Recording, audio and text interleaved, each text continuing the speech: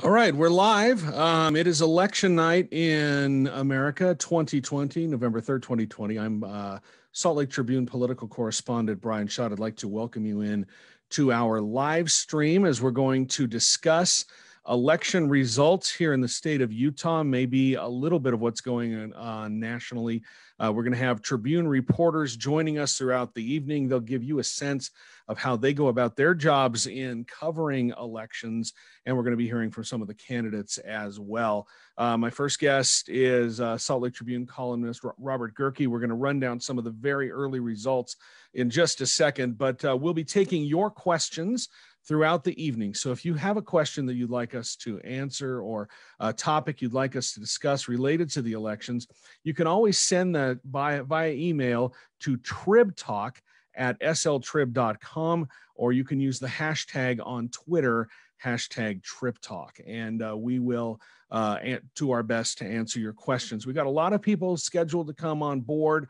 We're going to be hearing from Thomas Wright, the former the former Utah Republican Party chair, also a gubernatorial candidate. We've got Derek Brown, the current Utah Republican Party chair, coming. Jeff Merchant, Democratic Party chair, will be joining us as well. And we've got a few other people in store. But first, let me welcome in Robert Gurkey. Robert, how are you doing on this election night?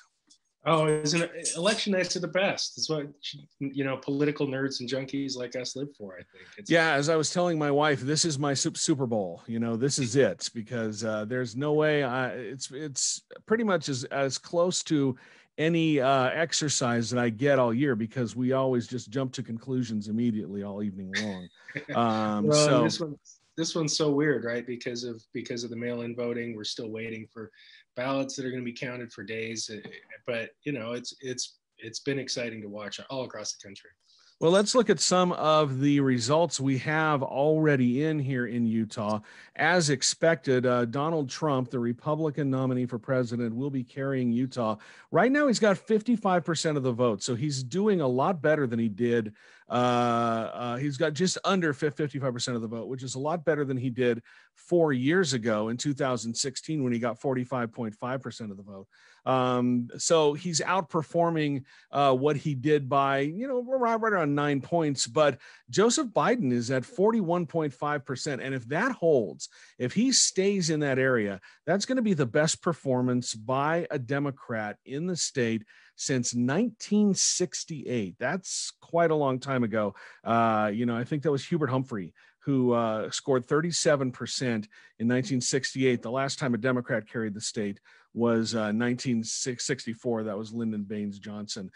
This is the 14th straight election that Utah has gone for the Republican. We tie up a whole bunch of other states for the longest current streak. One note: Kanye West has 3,595 votes. Robert, your thoughts about this? Well, I just wanted to point out, like, the Trump number is better than it was 4 years ago. We also don't have Evan McMullen on the ballot this time. Right.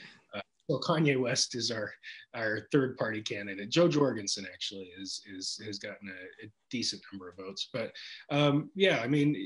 the Trump number is not very good for Utah, to be honest. But we're right now we're looking at numbers primarily, I think, from Salt Lake County. There's a good chunk from Utah County. But we're still waiting for a lot of these rural counties in particular to come in where we would expect Trump to do very well. I think his margin's going to increase as the night goes on. But, compared to where Republicans normally run in Utah, I think it's going to be considerably below that. Yeah, and the first thing that we can look at, Utah does have a new governor-elect. Spencer Cox will be taking over the governor's mansion in January, and he's running way ahead of Trump. He's almost a little 7.5, 8 points ahead of where Trump is right now. So he's running well ahead of Trump, and that's good for Cox. But it's fascinating that the Republican nominee, and you remember a couple of years ago, in 2016, Trump finished, I think, last place in the GOP primary that they held, that weird online primary they had, but he finished third behind Ted Cruz and Marco Rubio. So this just goes to, I guess, the unpopularity of the president in the state. We ran results of a poll over the weekend from Y2 Analytics showing that only 65% of LDS voters in the state supported Trump. And that just shows that they just haven't come around to him. They've come around him a little bit more than they did back in 2016. But, he is running behind Spencer Cox, and that's just not a good place to be. And that LDS vote doesn't necessarily matter in Utah, right? Trump is obviously going to win the state fairly comfortably, but it could matter in a larger scale in Arizona, where a state that the president really has to, pull out, or if he has any chance of getting the state getting to 270.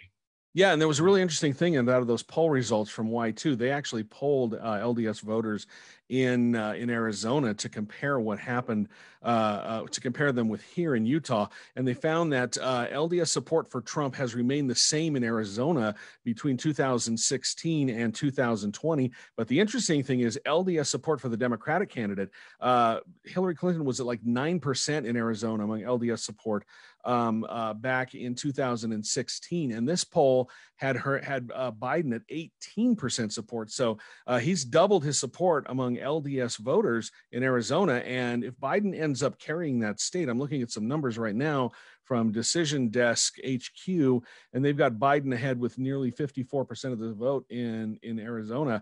That increased support from LDS voters in Arizona could prove key to Biden carrying that state. So that might be an interesting development to keep your eye on. Absolutely. Yeah, I agree 100%. All right, let's quickly run down some of the other races and we'll get them out of the way. Sean Reyes will retain the office of Attorney General. He's leading Greg Skordas right now, 58% to 37%. John Duggal did not have a Democratic opponent. He's pulled in almost 75% of the vote. He's going to win. David Damschen, the Republican for state treasurer, will win another term as well. So let's look at the congressional races, because the one that everybody is paying attention to, both here in Utah and across the country, is House 4. Ben McAdams, the Democratic incumbent who squeaked by 694 votes 2 years ago. He has a lead right now on Burgess Owens, about 52.5% to 43.2%. So what is that? That's about nine points or so for McAdams. So he's in good shape after the first wave of votes come in, but there's a long way to go here. Yeah, I think that's right. I think you've also got a dynamic where Jeni Wilson is kind of running away with it a little bit in the Salt Lake County mayor's race. Yeah. And I think given her strong performance, and what I would anticipate is a pretty strong performance from Vice President Biden in Salt Lake County, that could provide a little tailwind for McAdams in what otherwise, nationally at least, has been rated as one of the most competitive races in the country. I right now, again, we have to always emphasize, I guess, that we're talking about preliminary results and we need to, wait and see. Right now, we're talking about 190,000 votes that have been counted. In 2018, by comparison, there were about 270,000. We're expecting more than that this time. So, we've still got quite a ways to go. But, there's a little bit of cushion there for Ben on the early going. Yeah, and just to piggyback on what you said about the numbers in Salt Lake County, looking at the Salt Lake County Clerk's website right now, and it looks like McAdams is doing quite well. He is leading in the Salt Lake County portion of the district, about 56.5% to just over 39%. So that kind of mirrors where we are overall in terms of the percentage. The big question is going to be what's going to happen in some of those rural counties and what we see come out of Utah County. And Utah County could be the key, because they have really done some work there to improve the voting experience. You'll remember there were anecdotal stories of people who were in line on election night and they got frustrated and they left. And had they stayed, you might have been able to find possibly 700 votes there. And Mia Love would be running for her third term in Congress, maybe. And not have that cushy job on CNN. So, that's where this race is going to be decided. If it gets closer, Owens is going to have to do much better in the Utah County and in the rural parts of the district. Yeah, and I think Utah County, the county clerk said that they've had more voters than ever before in Utah County before the day of voting was counted, and so I think you've got a possibility that the Utah County vote could be a lot stronger than it was 2 years ago. So is that your dog? That's my dog. He's got an itch that he can't scratch. I'm sorry. Oh, it's fine. That's what happens on this. This is a casual elections and our election podcast. We're just, we're doing the best we can. Yeah, exactly. This is, it's just a casual thing tonight. Remember, if you have questions or a topic you'd like us to answer, you can email your questions to tribtalk@sltrib.com. You can also use the hashtag on Twitter, #TribTalk. Quickly running over the other congressional districts, no surprise here. Blake Moore in the 1st Congressional District, he will be replacing Rob Bishop. He's pretty much running away with that one. He's got about 67% of the vote. House 2, Chris Stewart, looks like he's on his way to another term in Congress. 57.6% is what he has right now. That's pretty close to what it was 2 years ago when he ran against Shireen Ghorbani. That just shows just how gerrymandered that district is. And then on House 3, John Curtis is on his way to another term in the House. Let's look at some of the more contested House and Senate races a little bit further down the ballot. I looked at some of the ones that people thought were, supposedly the most flippable ones out there. In the Senate, the one everybody was looking at is Senate District 8, and that is got the wrong screen up here. I'm trying to do this at the same time. Senate District 8. Yeah, that's Catherine Reeby and Brian Zender. And a lot of people were pointing at that one as, a possible flip because Reeby took over for Brian Shizawa, who held that seat for a couple of terms before leaving to take a job in the Trump administration as a regional director for HHS, I believe. And what happened was Zender was appointed to that seat, and then Reeby beat him in the special election last year. Now this is for a 4-year term, and the numbers we have right now, Reeby is ahead by almost 20 points there, 60.7% to 39.3. So she looks to be in good shape, but we've got a lot of other vote to come in. So, I would say she looks to be in good shape, but we're not calling anything at this point. Sorry. No, I think that was a race to watch. I think the one up in Weber County, Alan Christensen's former seat, retiring Senator Alan Christensen, was another one that we probably need to keep an eye on. John Johnson, the Republican right now, is up by about 5 points on Katie Owens, the Democrat.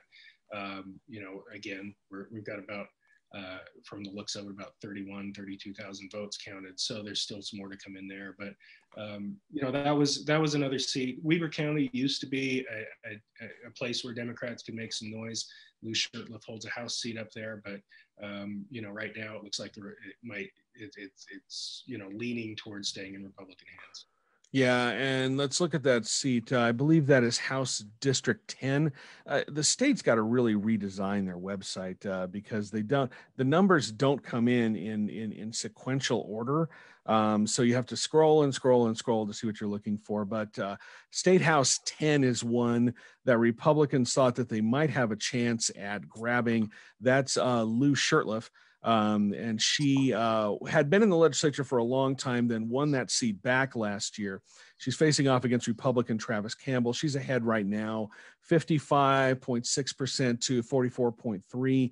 That's about, looks like about 1,000 votes she's ahead, a little less than 1,000 votes. So she's, again, in good shape, but that's one that, votes are going to be coming in probably for the next 2 weeks, as long as they come in before the canvass and they are postmarked by yesterday, then those votes will count. So that was one that they needed, that they were hoping to look at. And let's see. We do have a question here. This comes in from Lydia. She says, would you please talk about how the state will be remapped after the census and what impact that could have on our House districts? Excuse me. Also, Robert on Facebook wants to see your dog. All right. Come here, Hank. Okay. Hank he's the one who's making all the noise right now. So okay. He's just going to laugh for a minute. We'll get to that question in a second, but remember, you can email your questions in at tribtalk@sltrib.com, or you can use the hashtag Trib Talk on Twitter. So what do you think is going to happen when we get the when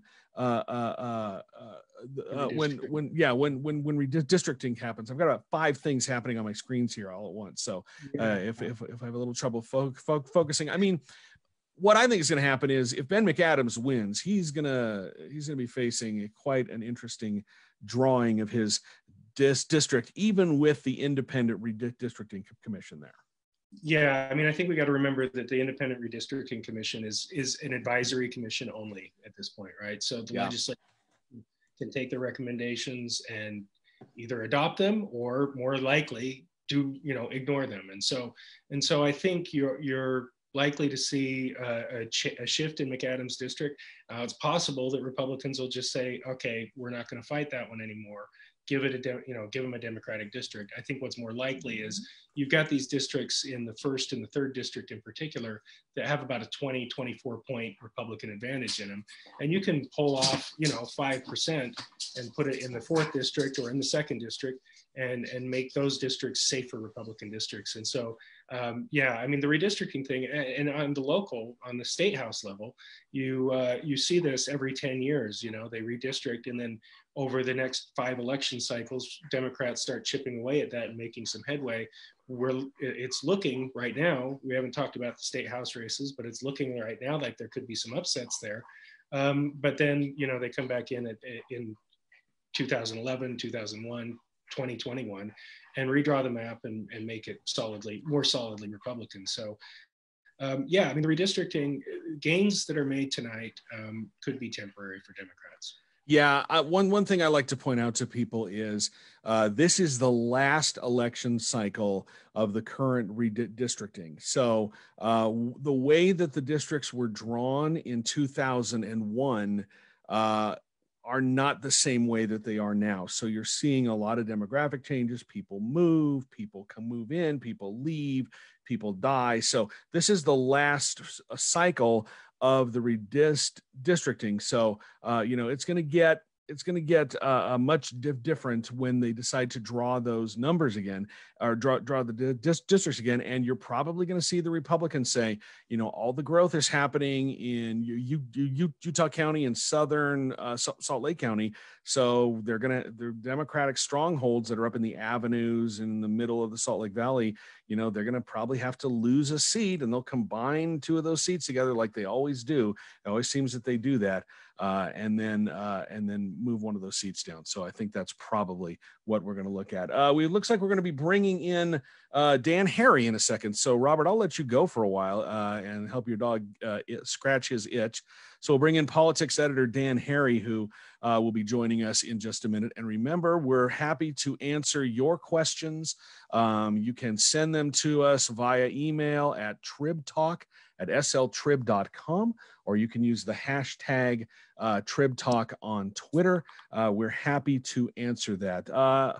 Dan Harrie, welcome into tonight's live chat here on Facebook, on Zoom.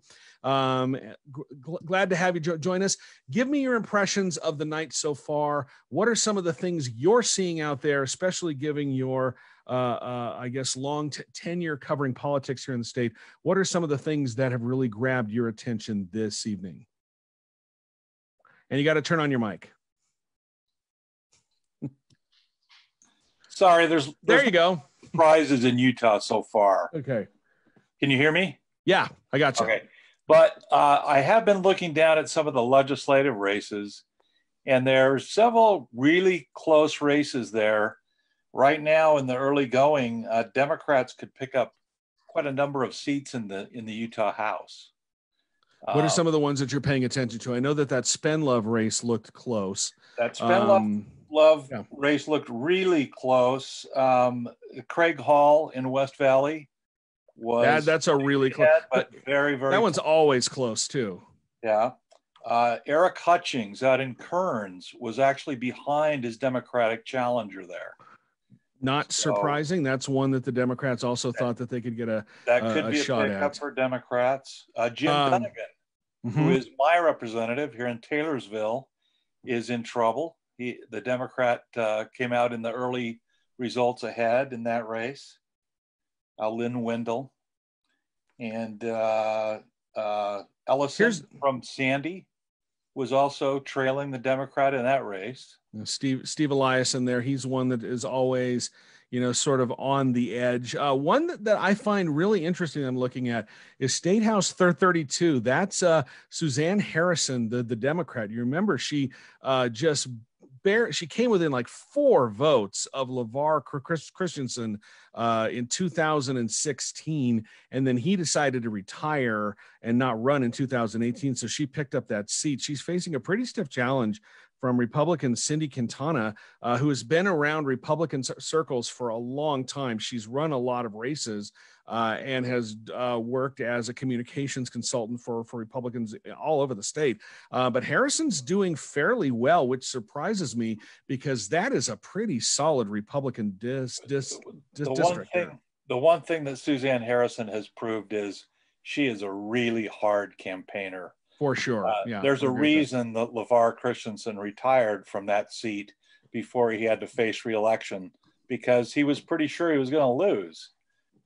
She's just really good at getting out there, meeting folks, and persuading them that she's looking out for their interests.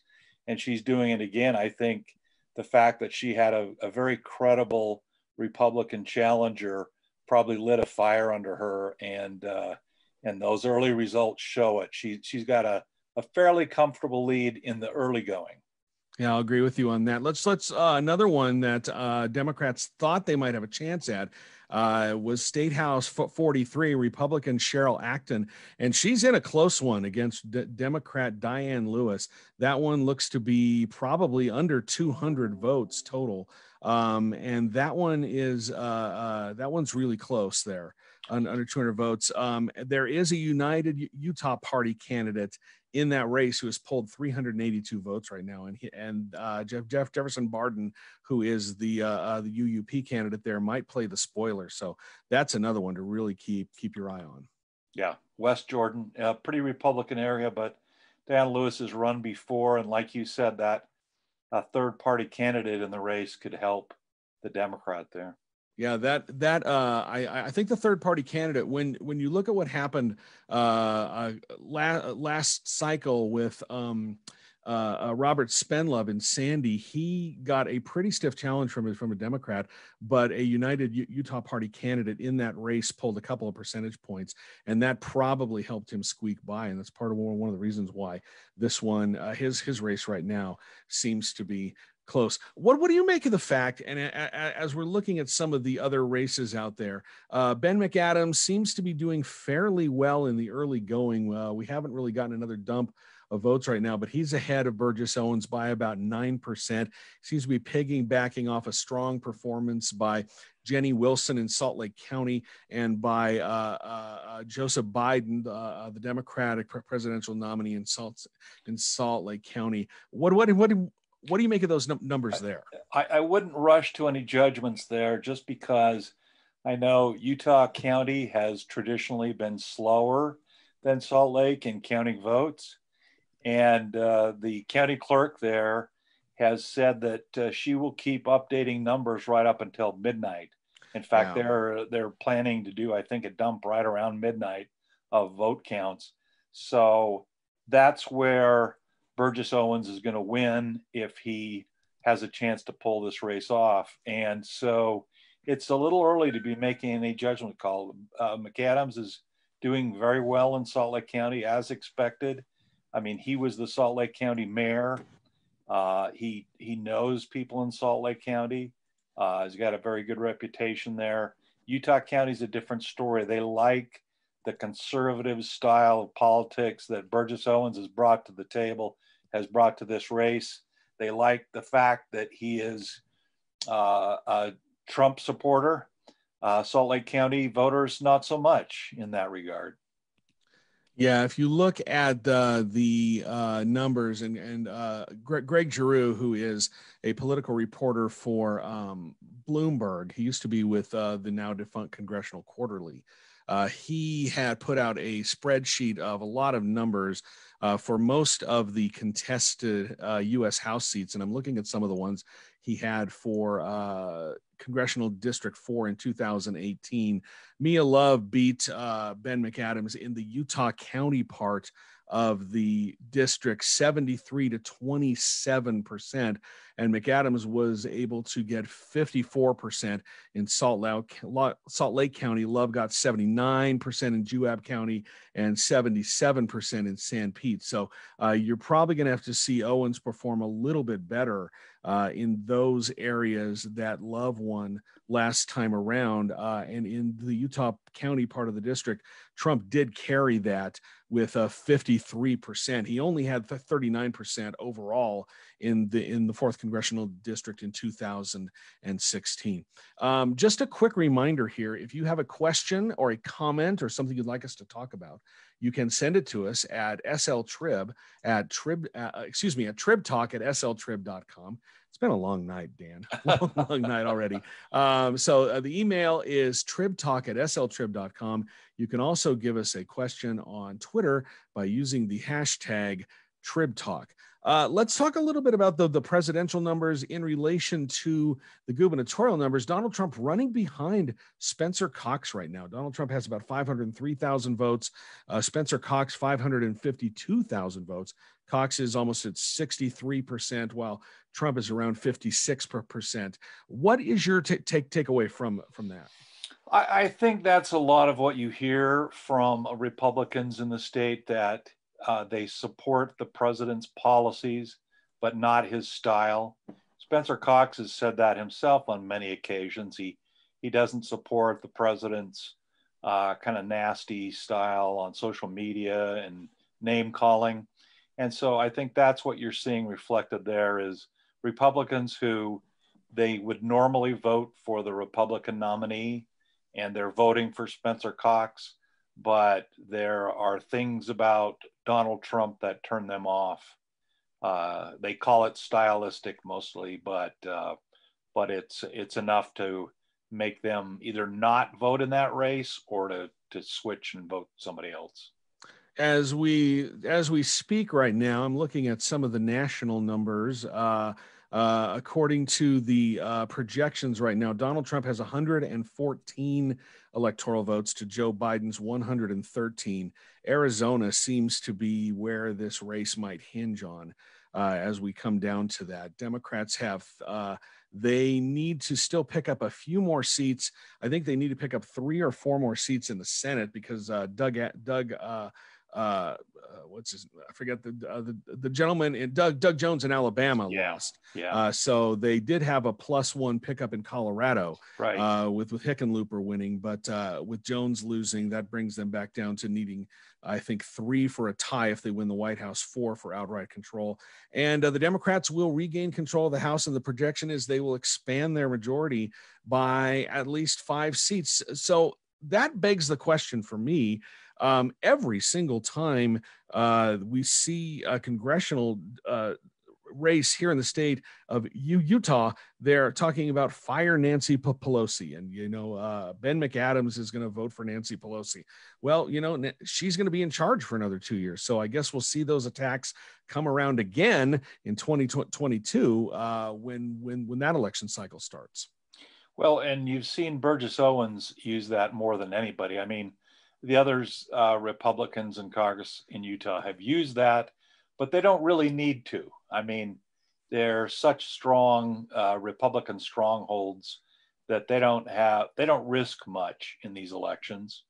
But in that 4th district, that's where that message of Nancy Pelosi really gets tested in Utah. And you've seen Burgess Owens use it as much as any candidate in the country against a Democrat. And right now, by the early results, what you're seeing is that's probably not enough. I think that all along Burgess Owens has struggled a little bit with focusing in on issues that differentiate him from Ben McAdams.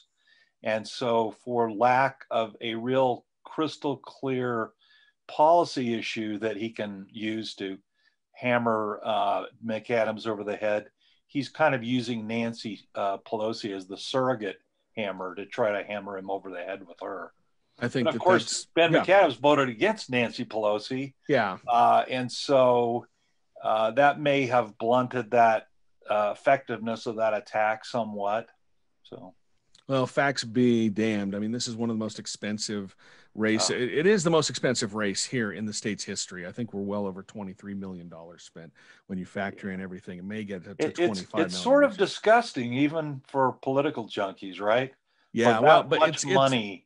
It's nowhere near what we've seen in some of the other states. I mean, Jamie Harrison in South Carolina in that Senate race, he spent well over $100 million and lost. So, we'll see that. Okay, so waiting to join us, and let's bring him in right now, is Thomas Wright. He is the former Utah GOP chair, and he was also a gubernatorial candidate in 2016. There he is, Thomas Wright. Well, nope, there goes his, we'll get everything set here. He'll show up, but we're going to bring him in for a little bit of analysis in just a minute as soon as he's able to connect. His mic is off. Let's see, just waiting for everything. Your mic is off, Thomas. We still can't hear you. I think you can hear me now. Now we got you. Thomas, welcome to our live, our Facebook Live tonight, our live chat. Nice to have you join us. You are, I have to give you credit. Every time I talk to you, I have to give you credit. In 2016, you and I went back and forth about the presidential race, and you told me that Donald Trump was going to win, and I didn't believe you, and you were right. So what is going to happen this evening? This looks like it's going to be really, really close across the country, and then we'll dig down to some of the local races. But give me your thoughts on what is happening out there right now. Well, I'll tell you, the Trump campaign has to be really encouraged by what happened in Florida and what's happening there. Of course, it's too early to call, but it looks really good. It looks like the ground game that the RNC and the Trump campaign put together, especially in communities like the Latino community, are really paying off tonight. And so I think they've got to be really ecstatic about that. People that support the president are really optimistic right now. I'm getting a ton of texts, a lot of people that are really happy about it. Then you look at North Carolina, and, North Carolina is one of those modern presidential era states where you can really tell what's going on because you got the Research Triangle, you've got the banking center in Charlotte, and then you've got a lot of rural and blue collar areas. So you can really get a microcosm of pretty much everywhere else in the country right there in North Carolina. And I know that we're over 93% in there now, and it's still too close to call. But again, the president is competing there and holding his own. And so, I think that there's a lot to be encouraged there. And then you look at Pennsylvania, and it's really early there. The last I looked, it was only about 30% reporting, but the president was doing well in areas that he needed to do well in. And so, right now, I think, it's way too early to call. No one's going to spike the ball right now. But I think if you're looking at it, you have to be really enthusiastic. Looking at it right now, Biden sits at 100, according to the CNN projections, and these are all over the place, but Biden right now is at 192 electoral votes. Trump is at 108. But as everyone has been saying, it's going to come down to there are 7 states that Trump has to have in order to win. And if he loses any Florida, which I believe he's already won, Georgia, I believe he's got that one as well. Texas, it looks like it's probably going to go into the Republican column. Ohio might be a little bit tight. That's another one he has to have. You mentioned Pennsylvania and Arizona. Any one of those goes, and that means that Joe Biden is the next president. What is your sense on what's happening down in Arizona? Because that one is really, really interesting. I was fooled. I thought that Georgia was going to be, or Texas was going to be one of those that might flip this evening, and I was fooled because it just didn't come out as well as a lot of the projections. So I'm wondering what your thoughts are on what's going down in Arizona. And did you ever think that the presidential race might hinge on a state here in the Intermountain West? No, it's crazy. I mean, I remember when Colorado was reliably red and, now is solidly blue. If you look at what happened there today, Nevada too, I mean, was red. I remember back when Mitt Romney was running for president, when I was Utah Republican Party chairman, going to Mesquite and walking the neighborhoods of Mesquite for Mitt Romney. And when it was 119 degrees in August of whatever year that was. And now, Nevada kind of reliably blue as well, or definitely leaning that way. And now, you have Arizona. So Utah really is an island of red in this, ever-changing sea of blue. So no, I never thought that a presidential race would come down to the state of Arizona. And I think Arizona is really difficult to predict because of that. It's changed so much. The demographics have changed. The politics have changed. There's been a huge influx of population in various urban centers. So it's a really difficult state for those of us that follow this closely to kind of predict. So look, I know that the Trump gauntlet is a narrow one, and I think they knew that. I think the campaign knew that. But so far, as you pointed out, so good, and we'll just have to see how it goes in Arizona. I don't really have any good reason to tell you why he would do well there, except for to tell you that there's been a serious push by the RNC and his campaign in a lot of critical areas. They've been very micro-targeted and very strategic. All lessons that we learned at the RNC when Mitt Romney lost to President Obama. It looks like the Democrats will pick up a Senate seat in Arizona tonight, unless those numbers change radically. The thing that confuses me is why they haven't called Utah for Trump yet. They're seeming to be awfully cautious about that for some reason. Yeah, I don't really understand that either, to be completely honest with you. So why don't you and I just call it? I think we safely could, Thomas. Yeah, I think so. Dan and Thomas call Utah for Trump. We'll let NBC or CBS or the Times. We'll let somebody tweet that out. Yeah. You mentioned one thing in your. I was just going to say about Utah. You have to be really proud of Utah. Utah has proven this cycle and last cycle that they're really thoughtful with their vote. They're an astute voting bloc. They take their time. They do their homework. They're not following party line in unison. They're a very thoughtful people. I'm so proud to be a Utahn. And so, you know what? Good for Utah for taking its time and making a thoughtful choice. But I have no doubt that Utah will go for the president. We are speaking with Thomas Wright. He is a former Utah Republican Party chair. He also ran for governor this year. Remember, if you have a question for us as part of the Salt Lake Tribune live stream, you can send it to us via email at tribtalk@sltrib.com or use the hashtag Trib Talk. Thomas, you mentioned something a minute ago that I wanted to ask you about. You said that Utah is sort of an island of red, sort of getting surrounded by a sea of blue. What does that mean, or Can you extrapolate what that might mean for the state going forward as we're seeing these demographic trends? Texas is one of those states that sooner rather than later is going to become purple. And they're also talking about Georgia being one of those states, and maybe even Florida. So although Florida is Florida and they're always weird, but what do you think that trend of Utah being this island of red, being surrounded by blue, means for the state going forward?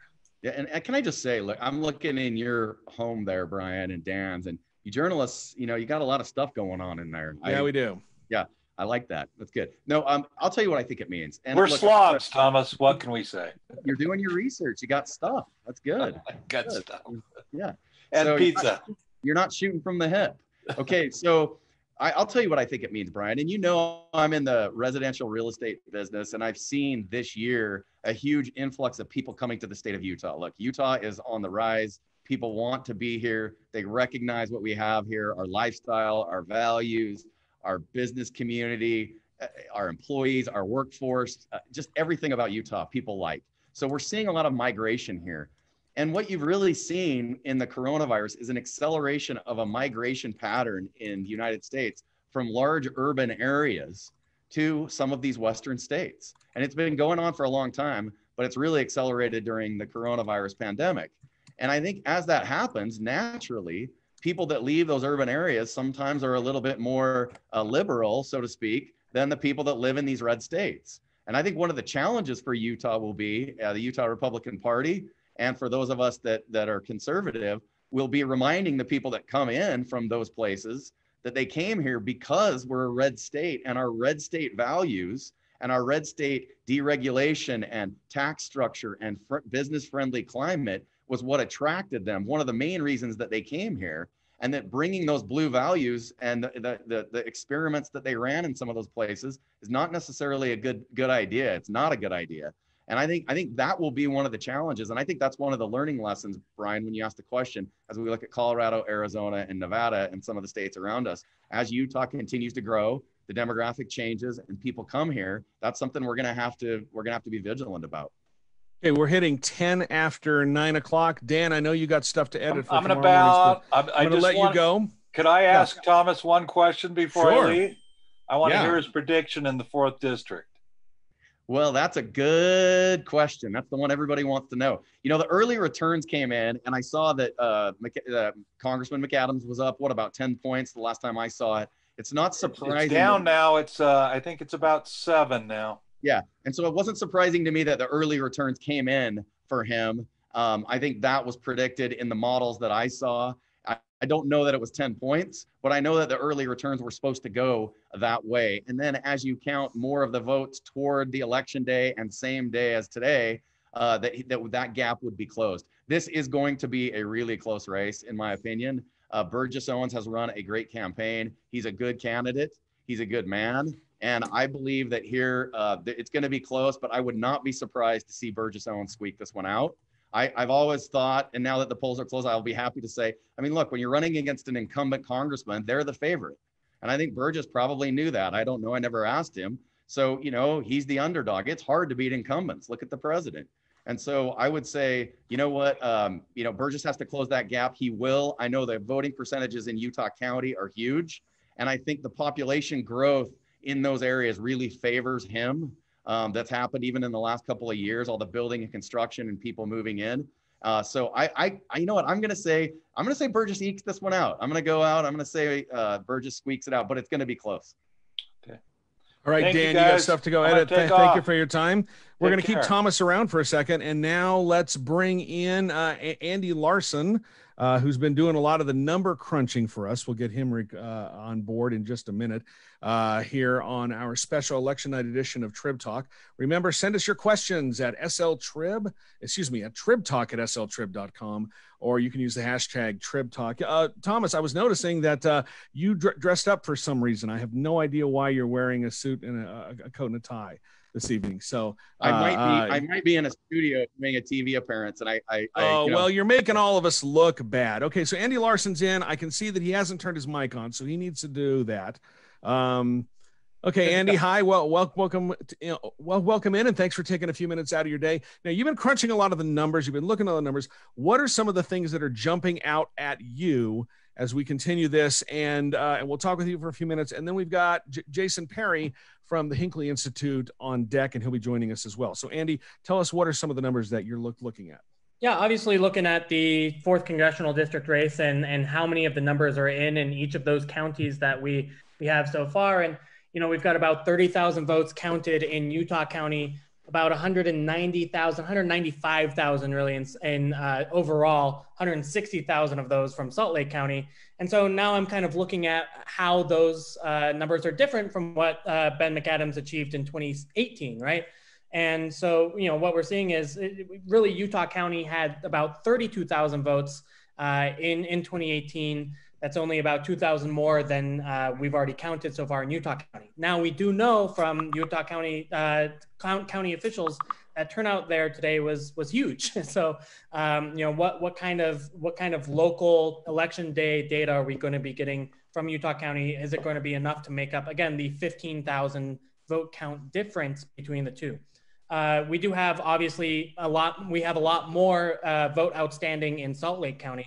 Only, again, 170,000 votes counted there so far, and about 230,000 in 2018. So there's a larger percentage to make up. But again, it's going to be a tale of election day voting versus early voting and how that splits out, because we really don't know what to expect in that. You know, obviously we at the Trib, we're breaking down the voter files and looking at party registration and things like that. We don't know how what the correlation is going to be between party registration and actual voting because so many Utahns changed their registration to Republican this year in order to vote in the Utah governor race. So I think ultimately, looking at the data, I think you would be more optimistic if you're Ben McAdams than you would be if you're Burgess Owens, just based on the counties remaining. But until we know what the election day split is in terms of Republican versus Democratic voting, again, versus the early voting, we're making educated guesses. I think that's some good stuff. As we're looking at all the party registration, I saw this evening when they were talking about turnout in Florida, and they were saying Republicans had a +4 advantage in this county and Democrats are +3. But what they didn't take into effect was the no party affiliation people. And is it your sense, Thomas and Andy, that that's where this race is going to be decided? Because Republicans have a 5-to-1 advantage here in the state. There are just not enough Democrats to get a Democrat elected in a seat like this, much less a statewide race. So it seems to me that that's where this race is going to be decided, along with Republicans who may cross over and vote for McAdams. I thought Andy's analysis was dead on, and it was similar to what I was saying before, and that is we expected the Congressman McAdams would be ahead with early returns, and the question that Andy succinctly said was, can Burgess close the gap with people that are probably more heavily voting for him closer to Election Day? And it's just an educated guess right now to know how many of those votes are outstanding and how many of them came in at which times. And so we just have to wait and see. But it will be very interesting, and I think Andy agrees, to go back and look at it and study it and see what really happened, in a post-mortem kind of analysis. And so I look forward to that. On the topic of unaffiliated, yeah, I think the unaffiliated voters in most every place are the kind of the undecideds, the independents, the ones you don't know which way they're going to go. And they're the ones you have to target and you have to identify and you have to work and you have to message to, because, the Republican base, you can never take for granted your base, right? You always have to make sure that you're talking to your base and that you're turning your base out. And if you're not doing that, working the unaffiliateds or the independents probably isn't going to be enough. But if you're doing that, then you really do have to shift gears and really focus on that voter, because there are a lot of them in the state of Utah and in a lot of other battleground states. Well, and I'll say this too, that I think one of the lessons we can take from the presidential results so far, and even in 2016, is, I think we have this electoral idea that the more turnout there is, the better it is for Democrats, right? Because traditionally it's been the underrepresented voters have been Democrats. And we're seeing these record turnout high election counts in states like Florida, really in the Sun Belt, in the Southwest United States. And, quite frankly, the results haven't been the Biden surplus that maybe I think some people expected. And so I think that's something to take into account is, as maybe some voters who used to vote are used not to vote are now voting. It really turns out to be whether or not you can change those minds and make sure that those stay in one column or another. It is as much of it as it is about a turnout and getting your base to come out. It certainly is, Thomas. It is also about just changing the hearts and minds of those that you can change. And I think we've seen that in 2016. We're seeing that in 2020 so far. And I think in both nights more close national races than we expected. And yeah, Andy, sorry. Oh. No, Thomas, it's your. No, I was just going to say, show, man. I was going to ask Andy. I had just a question. Don't you think too, in the times that we live in, where you tend to see more extremes on both sides, it gets harder and harder to message to the base and also figure out, where the independents and unaffiliateds lie. Not that a candidate wants to pander to them. It's more just figuring out, how do you message? And I think that's what we're seeing play out in real time in a lot of these races. I look at Colorado, for example, Cory Gardner losing. That's a perfect example, I think, of what I'm trying to say. Yeah, no, and it's so hard to do, right? Because I think you have the primary conversation and you've got the general conversation, and I think that's one of the things Democrats kind of figured out, and there was kind of this big herding towards Joe Biden as the candidate that could conceivably get those voters together. But on the other hand, now what we're seeing is, Bernie Sanders was much more popular with Latinos throughout the country than Joe Biden was. And so we're seeing slippage in the Hispanic community from what Hillary Clinton achieved in 2016. And so that's really why Trump is doing well in Florida, don't you think? Absolutely. Yeah. And it is those Hispanic voters that are going in Trump's direction. And so, yeah, you have to find a way to be a uniter candidate. And that's so hard in 2020. You know, I think Barack Obama in 2008 found a lot of success in being that uniter candidate, kind of unexpectedly so, but he did find a way to kind of cross that bridge in a way that Hillary Clinton really wasn't successful in a lot of ways. And Joe Biden showing that he had maybe holes that some of the pundits didn't expect, especially again with that Latina vote. Yeah. One thing I'd like to ask, Andy, before we let you go, we're going to bring some of our other reporters on. We may have you come back because this number stuff is great, and I want to geek out with you all night, and I really want you to become my best friend as well, so we can talk about that. But one question for both of you. What do you make of Trump running behind Spencer Cox here in the state? You've got the top of the ticket. He's not doing as well as Cox. The numbers that I'm looking at right now, Trump is at 56% of the vote. Cox was at 63. So, you know, what is that, about 8 points? That's 7-8 points. What is your thought on the fact that you've got the presidential nominee running behind the person who's going to be the next governor of the state?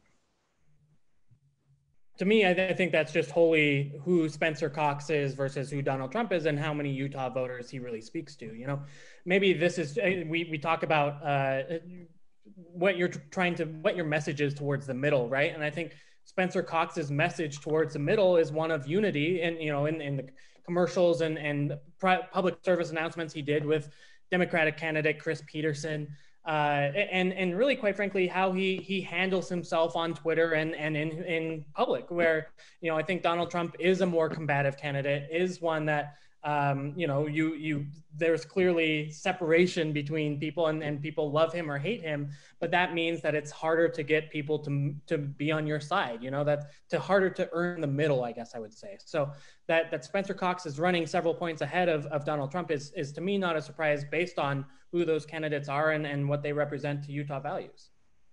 Thomas? Well, I would just say, you know, there's a difference between style and kind of results. I'll tell you, as I travel the state of Utah and I talk to people, especially conservatives, they love the president's accomplishments and they talk about them. I mean, you talk about the Supreme Court nominees, talk about tax reform, talk about taking on NATO, you know, redoing NAFTA to make us more competitive, fighting the trade wars with, you know, with China, who's been manipulating our currency and ripping us off for a really long time, being tough on border security, being compassionate but tough. And you look at all these accomplishments, tax reform, first time we've had that since 1986. And a lot of conservatives look and they say, you know what, this is like, these results are what are, you know, I mean, this is incredible. This is somebody who really knows how to lead and really knows how to get things done. But then there are people that say, yeah, why I do like those, maybe the style isn't exactly what I want. And so the style then becomes a little bit more important to them than maybe the results and the policy discussion. And so that's what I think it is more than anything. But I don't think it's fully fair to compare a candidate that's running for the first time against an incumbent that has a 4-year record. I think that's kind of an apple and an orange. Good point. Andy, thank you. Hopefully we might bring you back in before 10, so hang on.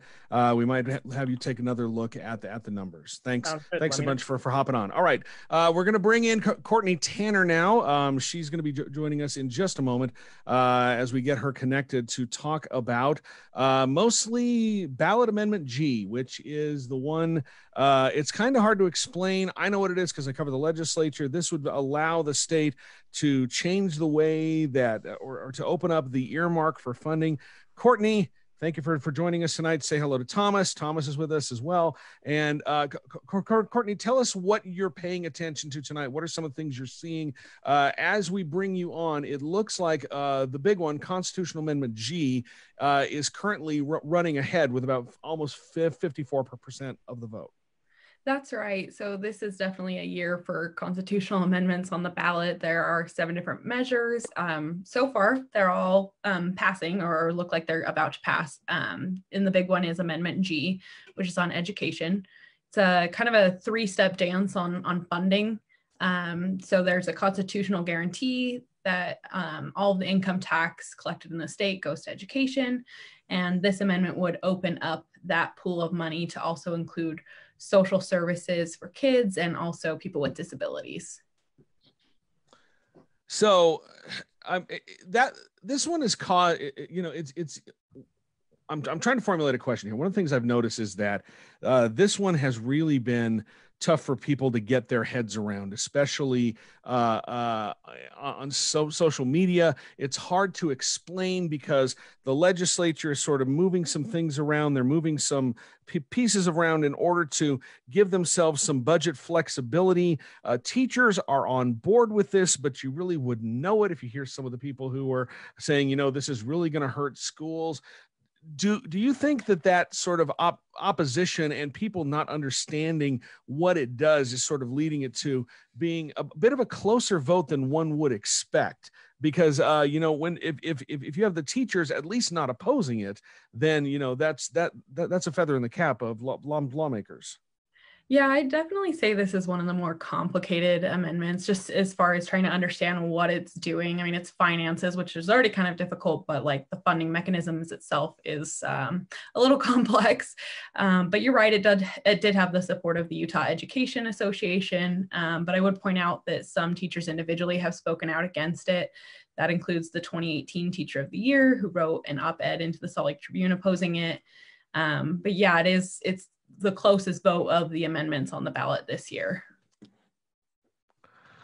Okay, let me see. I'm not. Are you paying attention to the other ones? Because you know the other ones, as you said, they're the ones. You know, we've got the constitutional amendment that repeals slavery. We make the state language in the state constitution gender neutral. Have you been running into any? You know, those seem like that there's not much of an opposition to it. And then there's also Constitutional Amendment E, which creates the right to hunt and fish for residents in the state. Anything about those that you're watching this evening? Yeah, we're kind of keeping tabs on all of them, but you're right. I mean, they're passing so far with flying colors. Obviously, Amendment C, the one to remove slavery, has some interest there. Rep. Sandra Hollins, who has been sponsoring that, has obviously spoken in favor and is excited to see the results so far. 82% of voters with the results that we have so far have voted in favor of removing that language from Utah's constitution. And Amendment E, which is the hunting and fishing amendment that you mentioned, also 74% support adding that protection to the Constitution as well. All right, Courtney, thank you for jumping on. I'll let you get back to your writing, and we look forward to reading your wrap of this tomorrow morning. All right, that's the Tribune's Courtney Tanner. We're finishing up here with Thomas Wright, and then we're going to bring in some more of our reporters. We've got some other guests lined up as well. Thomas, I really appreciate you spending some time with us tonight. I always relish the opportunity I get to speak with you because you always bring a perspective that I don't see, and you were right in 2016. So that tells me that you're someone that I need to listen to. So you said earlier that you thought that Burgess Owens is going to squeak this one out. What do you think is going to happen? Because we already know that the Democrats are going to keep control of the U.S. House and actually expand their majority by at least 5 seats, maybe more. It could be a few more than that. Do you think that the Democrats are going to be able to either get a tie in the Senate or get +1 in the Senate? It hurts for them losing Doug Jones in Alabama. So I'm wondering what your thought is there. And then do you think that Trump is going to be able to thread that really thin needle that he needs to in order to return to the White House? Yeah, I mean, it's no secret that let's start with the House. You know, the House has been in Democrat control. And that I have said consistently in the cycle will be an uphill battle. A red wave could happen. It happens from time to time in these elections, and one party sweeps into power, and it isn't something that really anyone can predict. We do have some interesting House races around the country. We have some great candidates. I know that the RNC and the NRCC have put a lot of energy and effort into them. So I wouldn't be surprised to see us pick up some seats. And I hope that there's a red wave. The Senate is a little more tricky, and there you can take it, one by one, and you can really draw your own conclusions on what you think is going to happen. Already, some of those are playing out. I don't think it's out of the question for things to flip, but I've been one that thinks because of a couple of races like Alabama being one, that the Republicans can hold on to the Senate, and that they will hold on to the Senate, especially if Donald Trump is reelected as president. I think that uptick at power in some of those states will really help some of those candidates, and the energy and enthusiasm that he has, the following he has, the rallies that he holds, not just turning people out to vote, but data acquisition, voter targeting. He has a really powerful infrastructure. And in those states where he's been, those candidates are going to really benefit. I mean, you cannot underestimate that, how much a sitting president like Donald Trump can help in a race like that. So, that's where I am on that. Look, you're right about the Electoral College and the needle that the president has to thread. He did it in 2016, and I did. I told you, Brian, I went to a couple of his rallies. I just could not believe how many people were there. I couldn't believe the energy. And I came back and I was trying to tell people, like, there is a movement out there. There is something going on. I've never seen anything like this. And I have been out nationally on the scene. And I saw it again this year. I mean, miles and miles of supporters. I was talking to a Utahn last night who was in a truck caravan up to Layton, and miles of cars with, caravanning for Trump. And there's just an energy and there's an enthusiasm there that cannot be underestimated. And I think he will thread the needle. I think he'll be reelected. And it looks that way right now. I mean, Brian, I'm looking, and you probably have better data than I do. No, I don't. Wisconsin, Trump ahead with 60% reporting. Michigan, Trump ahead, 45% reporting. North Carolina, Trump ahead by 2 points, 94% reporting. Ohio, Trump ahead, 92% reporting. Florida, Trump ahead by 4 points and 98% in. And I think you said earlier, he's pretty much got Florida. Pennsylvania, Trump's ahead with 47%. I mean, who would have thought at 9:32 p.m. on election night that I had to read off Wisconsin, Michigan, North Carolina, Ohio, Florida, and Pennsylvania, and the president would be leading in all of those. And so this is the gauntlet that he runs. He's a powerful candidate for a lot of different reasons, and I think he's going to be reelected tonight. Thomas Wright, thank you so much for your time. It's always a pleasure to have you join us. Thank you, Brian. Thanks for having me on, and thanks to your whole crew. All right, thank you. All right, we're going to bring in Taylor Stevens to talk about that hotly contested race in the 4th Congressional District. Taylor, thank you so much for waiting. I know you've been on the line. Things have sort of been jammed up a little bit. Looks like your mic is off. I can see a mute there. So if you want to turn yourself on. Okay, so Taylor, thank you for coming in and joining us. Tell us your impressions and what you're paying attention tonight in that 4th Congressional District race between Ben McAdams and Burgess Owens. That is pretty much the hottest one in the state, all the way leading up to election night. Yeah, so what we're seeing in that race is that Ben McAdams has pulled in about 52% of the vote to Republican candidate Burgess Owens's 44%. And we did see in the very first round of ballots that were dropped, it was only Utah County, and Burgess Owens had that lead. And then shortly afterwards, some Salt Lake County ballots came in and pushed McAdams over the top. So we're waiting to see some other ballots come in from Juab and San Pete County, and kind of going from there. I haven't been able to get in touch with either of the candidates tonight to see how they're feeling.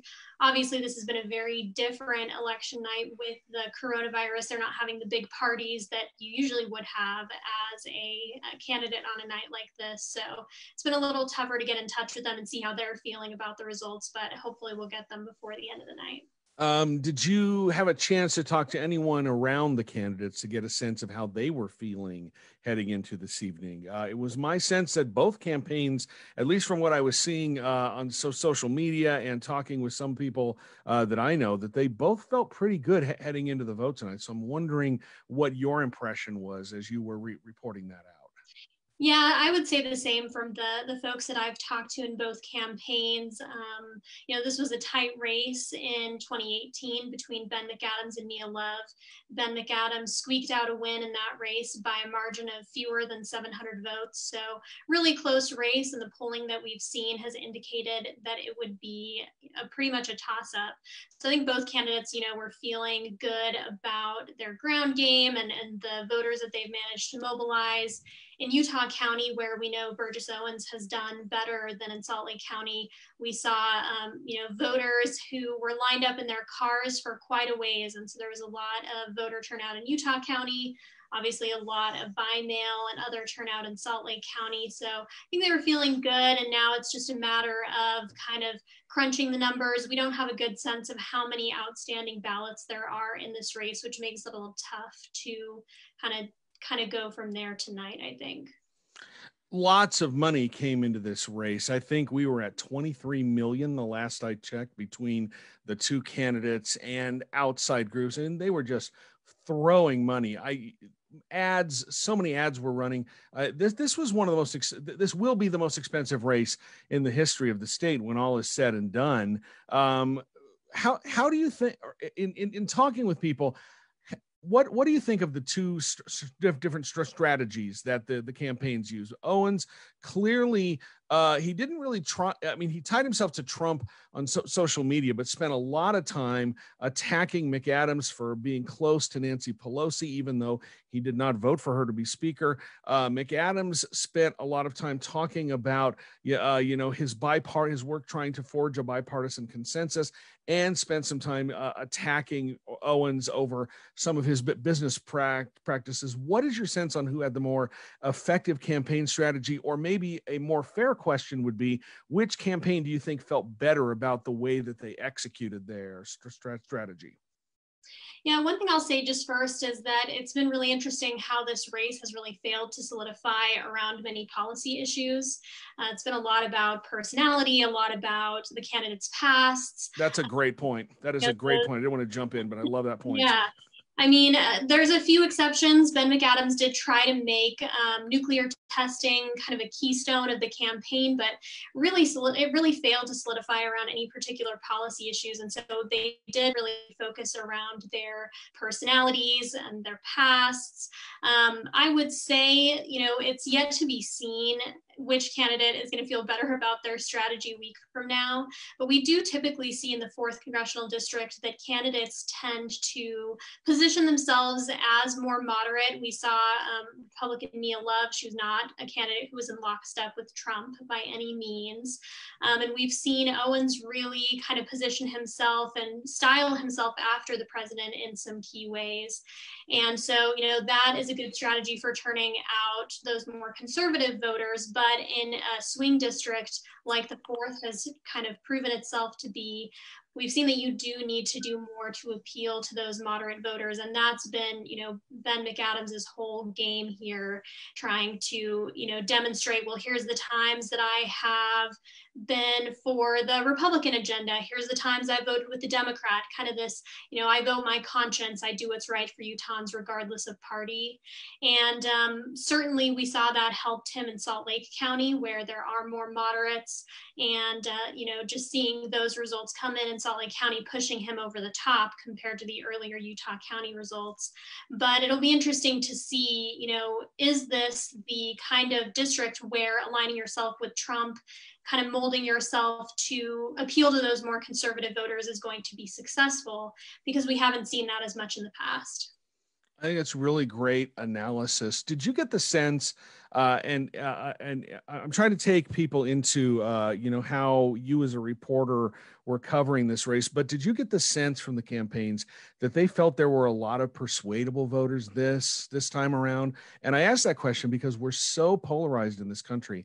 And it's, I was looking at some of the exit polling from the presidential race, and 85% of voters said that they had made up their mind weeks ago about who they were going to vote for, whether or not they voted early or not. So I'm wondering if you got the sense that there was any, the sense that these campaigns felt there were a lot of voters out there that they could persuade, or if the reason that this campaign sort of devolved into the nasty ads that we saw was just an attempt to try to drag down the other candidates' favorable ratings in order to maximize your share of the vote. I'm wondering what your sense of that is. I think that, there are unaffiliated voters in Utah and in the 4th Congressional District. And so those tend to be voters who aren't as, they may lean one way or another, but tend not to be quite as partisan or quite as loyal to a specific party. So obviously that's a part of this in play. I mean, we do know that Trump hasn't been as popular in Utah, and specifically in the 4th Congressional District, as in the state at large. And so I think that there is some wiggle room there, maybe to bring over some Republicans who are tired of the rhetoric that they're seeing in the Republican Party, and with Trump as kind of the leader of some of that. But, as you mentioned, it is a very polarized time. And I don't know that, people watching the many attack ads that aired on TV really changed their mind as a result of those attack ads. I think from what I've been hearing from some voters I've spoken with, they're more tuning those out toward the end of the campaign rather than being swayed one way or another by those. Taylor, thank you so much for your insights. I really enjoy you jumping in, talking about this really critical race here in the state. I'll let you go and do some more writing. So thank you very much, and have a good evening. Thanks so much for having me. All right, that is the Tribune's Taylor Stevens. She's covering the 4th Congressional District. We're going to bring in Jason Perry from the Hinckley Institute of Politics in just a moment when he joins us. Remember, if you have a question you'd like us to ask, we've kind of gotten away from our questions because we're talking with some interesting guests. But if you have a question you'd like to ask, you can email that to us at tribtalk@sltrib.com. You can also use the hashtag on Facebook, which is hashtag Trib Talk. Just quickly running over some of the numbers as we have them, as we wait for Jason Perry to join us here on our live stream. Let's see. Donald Trump is currently ahead in the presidential race here in the state. He's got about 56% to Joe Biden's 20.25%. So Trump looks like he's on track to win here in Utah, but it's not going to be as much as we've expected to see a Republican candidate, or as well as a Republican candidate has done in the past. He's actually running behind Spencer Cox. Spencer Cox will be the next governor of the state of Utah. He has won. He has 63% of the vote as we speak. We're expecting a little bit more data to come in sometime soon here before midnight as counties continue to update their numbers. Sean Reyes will win another term as Attorney General. John Dougal another term as the state auditor, and Republican David Damshin will continue in the role as state treasurer. In our congressional races, 3 Republicans have won tonight. We have Blake Moore in the 1st Congressional District with almost 68% of the vote. Chris Stewart with 58% of the vote in the 2nd Congressional District will win, and John Curtis in the 3rd Congressional District. We're waiting for Jason Perry to join us. Hopefully he'll be here in just a second, but we'll also have either Robert Gurkey or Andy Larsen. It's the dealer's choice. Well, one of those two can join me and we'll talk numbers, or we'll go over what we're seeing. Whoever wants to jump in, just, go ahead and do it. So we'll see who is the first one to join us here on our special election night Trib Talk. We got about 15 minutes until we end the program this evening. So we'll see who joins us. Looks like it's going to be Robert Gurkey. Always welcome to have you come back. Most vital question, did your dog get his itch scratched before we get done with some things? Yeah, now I've got one sleeping here next to me. So there you go. How many do you have? 38. So 38. I've got 3 dogs. You got 3. I've got 4. So there we go. Mine are all downstairs with my wife as she's watching the election returns. Okay, so you had some time to step away from this and look at some things. What are some of the things that have caught your attention in that time? What are some of the thoughts that you've had? And give us a little preview about what you're going to write about for Election Day tomorrow. I think right now, again, with the caveat that we keep adding to this, everything's early, everything's changing, lots of votes to be counted. Things look pretty good for Ben McAdams right now. If you look at the Salt Lake County figures, Jeni Wilson is running at about 57%, which is almost exactly where Ben McAdams is running. He's at 56.5. Which is, and the difference there is obviously that Ben McAdams doesn't have Salt Lake City, the Democratic stronghold. So he's running very strong right now in Salt Lake County. Most of the votes are in Salt Lake County. Obviously, a large portion of them are in Utah County, but right now that lead is grown a little bit. I think it's looking, again, very cautiously where he would want to be right now, I think, to pull this out. We're going to have to see where the votes come in during the coming days, obviously. And I think, and as far as what I'm writing about tomorrow, I'm writing about Spencer Cox and what we should expect from him as governor. We don't really have a good read on Spencer Cox, I don't think. He spent 9 months in the state legislature. That's basically what we know about him from a political standpoint outside of his time as a county commissioner in St. Pete County. And so, you know, how is he going to be different from Gary Herbert? What do we expect? I think we know that Spencer Cox has his heart in rural Utah. He, you know, continued to live down there and commute up during his tenure, or much of his tenure as lieutenant governor. But you know, aside from that, we don't really know all that much. And so I'm trying to at least scratch the surface on what we might be able to expect, and what, frankly, I hope we get from him, you know, over the next 4 years. I think you bring up a really interesting topic that is going to be reported out ad nauseum as we prepare for a Cox administration and what the next 4 years are going to lead to. But, you know, I've been thinking about that as well. He's going to be the first governor that we've had who served in the legislature, I think, since Bangerter. He was the last one, you know, so I wonder what his relationship with lawmakers is going to be like, because he was one of them, albeit for only 9 months.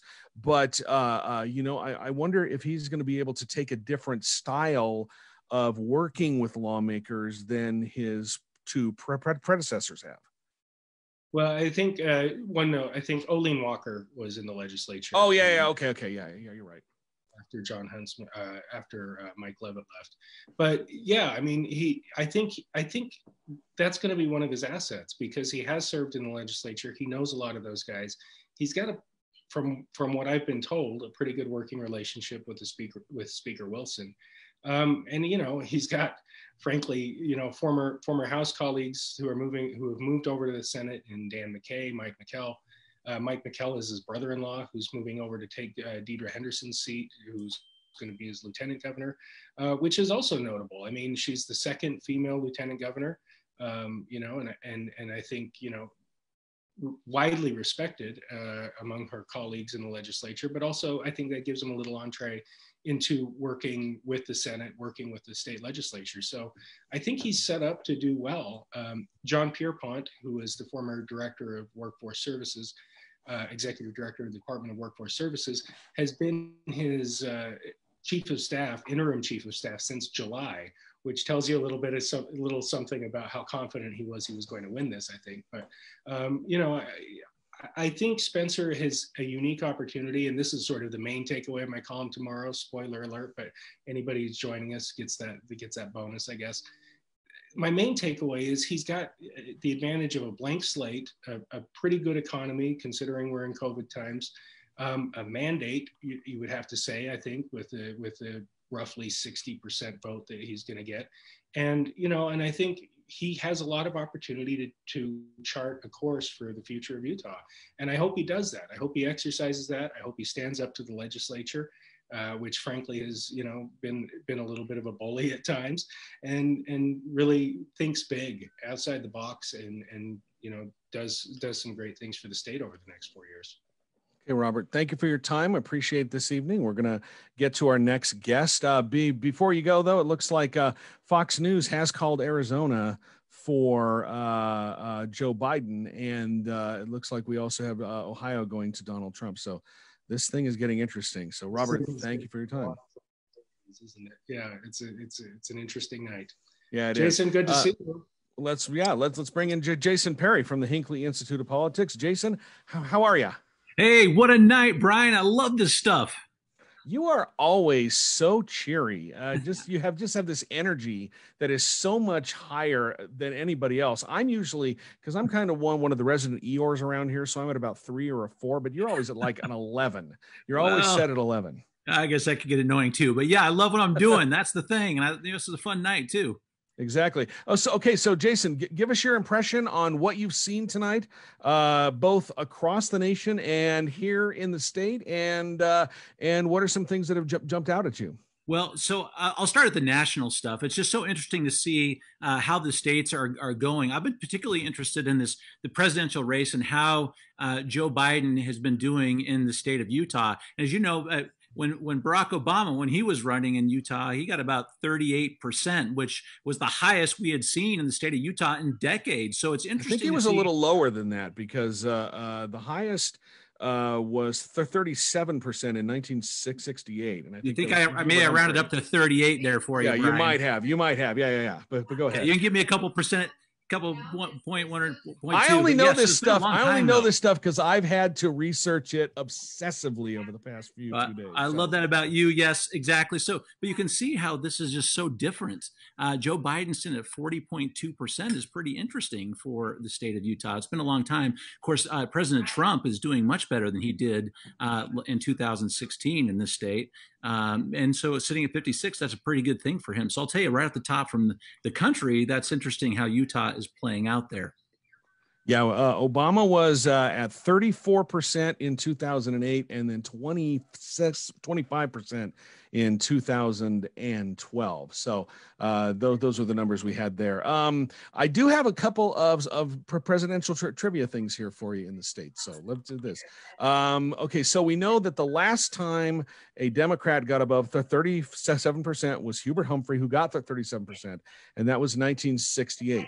What is the closest presidential election in Utah's in the history of the state? Which do you have any idea?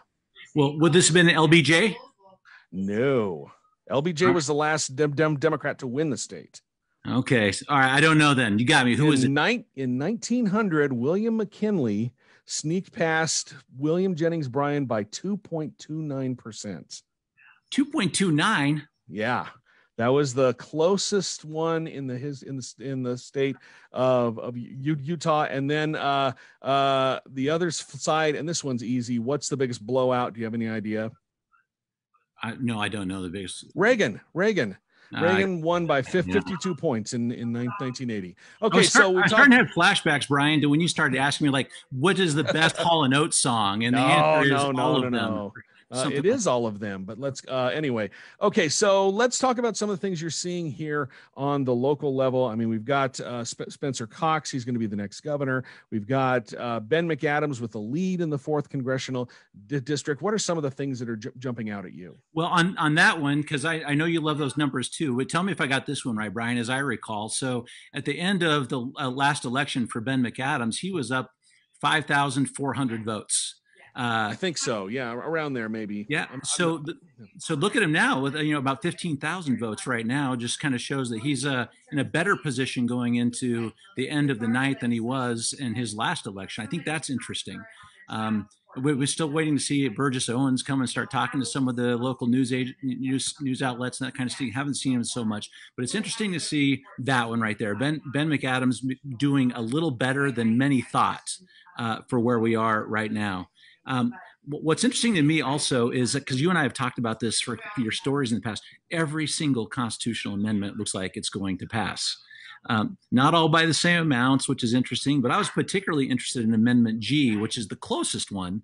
That's going to have one of the biggest impacts on this next legislative session with how our legislature funds education, which is enormous. So I'm surprised that one is still such a big spread, and I'm surprised that not as many people talked about that one as I thought they would. Well, it's kind of a confusing issue, and I think that's part of the reason why. You really had to do some research because it's sort of a Byzantine change in the way that the state funds education, because right now all income taxes go towards public and higher education, but they're going to take the base budget from the state, from the public education, and put it in the uniform school fund, so they can't touch that, and they're going to move. See, it's really hard to explain, and you know this better than I, as well as I do. In politics, if you're explaining, you're losing. Nobody wants to hear the long-winded explanations, and so that's why this one is probably a little bit closer. Yeah, I think you're right about that. And also when you just read it, because sometimes it's interesting when you read the language, you can say, well, that sounds pretty good. All right. Some of this money can be used for children and the disabled. You say, wow, that sounds like just the right kind of thing. But the ramifications on that, of course, as you just mentioned, for public ed are important. And since I work for the U also, not many people know that higher ed is a huge beneficiary of that. So it's curious how that goes, but you're right. It also shows why you've got to dig into these constitutional amendments and the propositions, so you know exactly what you're getting when you vote for them. As we're looking at the presidential race, I'm looking at this map here. I'm on foxnews.com. Okay. They've called Colorado for Biden. They've called New Mexico for Biden, Arizona for Biden, Utah for Trump, and Nevada still up in the air. But as you look at this, and we spoke about it with Thomas Wright for a couple of minutes earlier this evening, Utah is sort of this island of red surrounded by a sea of blue. What does that tell you? Does that give you any sense of what the future might hold for the Intermountain West? Because we're still red along with Wyoming, Idaho, Montana. So you've sort of got this swoop of blue surrounding this little streak of red. If you look at the map, and I'm not painting a word picture here very, very, very well, but I'm wondering if you have any thoughts about what that means going forward. Well, it'll be interesting to me to see what happens to those states from this election, but into the next one, to see if it sticks. Because there's still a question in my mind whether people are voting for someone or against someone. And that is an important point in a couple of these states. In Arizona, there was a concerted effort to court, like, for example, members of the Church of Jesus Christ of Latter-day Saints, for example. And you have some Republican senators or former Republican senators jumping into that race, trying to advocate. So we will really have to see the results of this thing to see if we've got this moment where they're really trying to defeat a candidate, or if this has really changed to more of a blue state, or in some of these places more purple. And more purple is, I think, what we're seeing in some of these places all around us. Yeah, but I wonder if more purple is going to make its way here into the state, because I just don't see that. I think it's going to be a while. For the time being. Yeah, it's going to be a while. So we may be holding out against that. Okay, Jason, anything that you want to watch that you would like people to watch for over the next couple of days? Because we're not going to know who won the White House this evening. There's a lot of states still up for grabs. I haven't been paying attention, so I don't know if the president tried to declare victory or not, like he said he was going to. But we're still waiting for results out of Georgia, North Carolina, Pennsylvania, Michigan, Wisconsin, Iowa, Montana, and Nevada. So we're still waiting for those states to be called, at least according to the Fox News map. So what do you think the next couple of days and maybe even weeks are going to hold for us? Yeah, I think we're going to have to wait on a couple of these. On the presidential race, which is going to take a little time for us to watch, I will tell you, this is going to be the overly optimistic but the hopeful part of this too, Brian, is whoever wins this one, some of the key issues that these candidates are talking about, like the pandemic, for example, and the economy, we've become divided over these issues when the reality is that we're all impacted by these things together. So that's my hope, is whoever wins in this election, we realize that all of us are on the line in the same way for these key issues. And so I want it to be resolved cleanly and quickly, and for us to finally, probably try to get rid of some of the divide and just get after these things that are impacting us in such a negative way. Jason Perry, thanks for spending part of election night with us. I know it's late. I know that you're a man in demand. Everybody wants to talk to you because you just bring that winning smile. Oh boy. And it just lights everything up. Jason, thank you so much for hopping on. Thank you, Brian. Great format. Great idea to do this way too. Have a great night. Good luck. Thanks a bunch. Okay. And that's going to do it for us here at the Tribune. I want to thank everybody who came on tonight. We had Thomas Gurkey, we had Andy Larsen, we had Taylor Stevens, Courtney Tanner. We were unable to get to Bethany Rogers. I apologize for that. Thomas Wright joined us for a few minutes, and also Jason Perry. And thank you for everyone who worked behind the scenes to help produce this. It's always been great. That was Sara Weber, and also thanks to I'm spacing everybody. It's late. I'm really sorry. I just apologize. I just want to say thank you to everyone who helped out behind the scenes. And I know I've spaced some names, and I really, really apologize for that. It's just been a very, very long day. And I know our reporters have really been working their butts off today to get all of this stuff out there. Also, thanks to Dan Harrie. I know he came on for a few minutes as well.